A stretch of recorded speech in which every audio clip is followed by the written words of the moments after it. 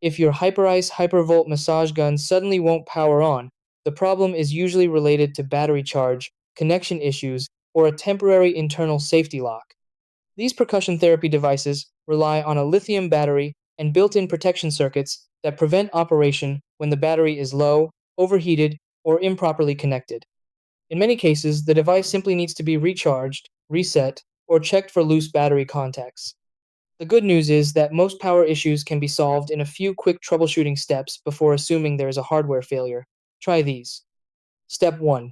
Connect the original charger to the Hypervolt and allow it to charge for at least 30 minutes. Step 2.